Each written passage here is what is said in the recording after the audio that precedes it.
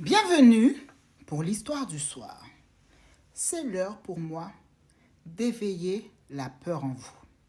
Installez-vous tranquillement sur votre canapé ou dans votre lit. Tirez votre petit plaid et écoutez ça. Jingle.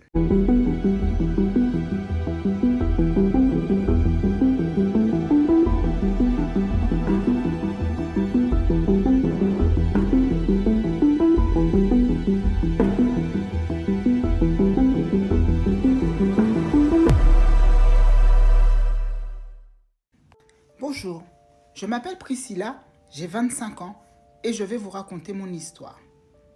Mon histoire se passe en Guadeloupe. J'habitais avec ma mère et mes grands-parents.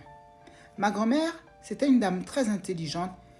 Quand elle était là, on savait qu'elle était là et elle aimait par-dessus tout nous raconter des histoires, des contes, des légendes de la Guadeloupe. Et par-dessus tout, elle aimait nous mettre en garde des mauvaises choses de la vie. Un soir, alors que je dormais, tout d'un coup je me réveille parce que j'entends une voix m'appeler.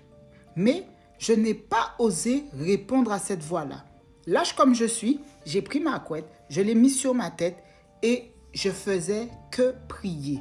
J'avais un chapelet en forme de bague et je n'arrêtais pas de réciter « Mais je vous salue » et la voix s'est miraculeusement envolée. Le soir suivant, pareil.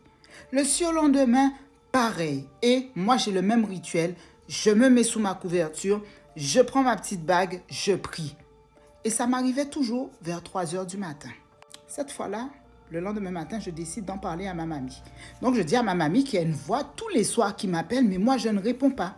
Ma mamie me dit en créole, du coup, « L'habitant là, ça crié, dit, « Kounya maman, j'irai, dit, foutez ou la paix, ayant merdé au notre monde. » Du coup, la nuit arrive, la même chose m'arrive. Sauf que cette fois, j'ai un miroir dans ma chambre et quand je regarde dans le miroir, je vois une silhouette en train de me regarder.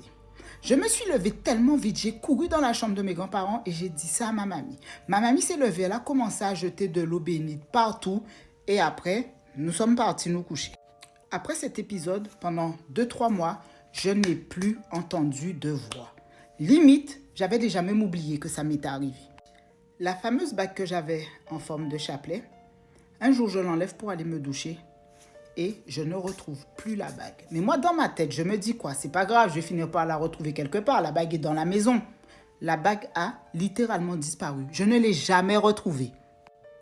Un autre soir, je suis couchée sur mon lit face au mur. Et là, tout d'un coup, je sens quelqu'un venir se coucher derrière moi et poser son bras sur moi.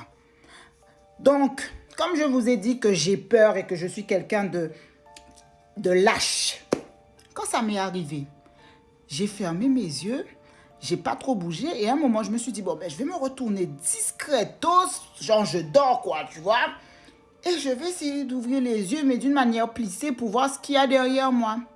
Mais quand j'ai fait ça, il n'y avait personne, mais la présence était encore sur mon lit.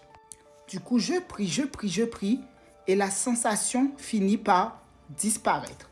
Et moi, le lendemain matin, qu'est-ce que je fais? Je vais raconter ça à ma grand-mère.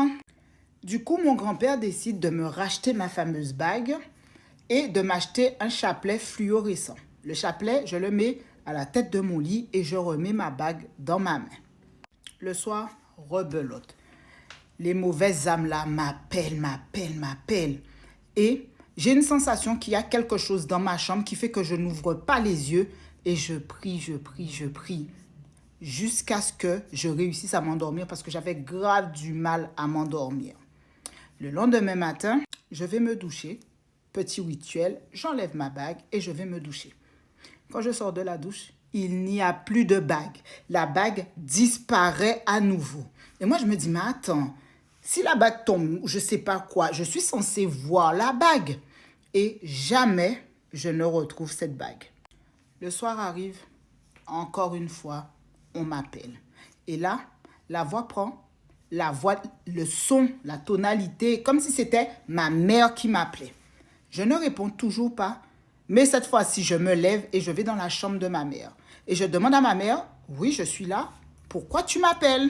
Ma mère me dit, gros bonnet matin là, ça tire mon emploi, j'ai crié là. Elle regarde l'heure. Elle me dit, et moi j'insiste, je lui dis, oui, maman, tu m'as appelé.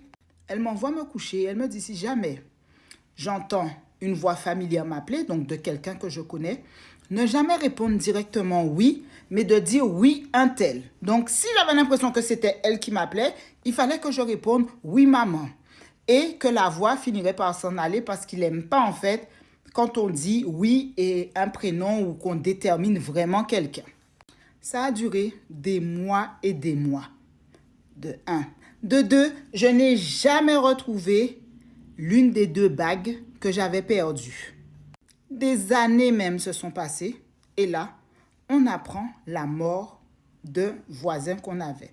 Un voisin que je n'aimais pas, que je trouvais bizarre et qui, quand il voyait une petite fille passer, son regard était malsain.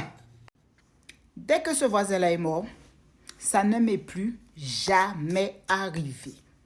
Et en parlant de ça avec une petite camarade que j'avais qui habitait près de chez mes grands-parents, quand je lui ai parlé de ça, elle m'a dit qu'exactement les mêmes choses lui arrivaient jusqu'à ce que ce monsieur meure. Tout ça pour vous dire que des fois, c'est ceux qui sont le plus proches de vous qui vous font du mal. Ceux à qui vous dites bonjour le matin, ceux avec qui vos parents sympathisent ou des choses comme ça, ils sont à côté de vous, c'est eux qui vous veulent du mal, c'est eux qui envoient des mauvaises choses chez vous pour détruire votre famille.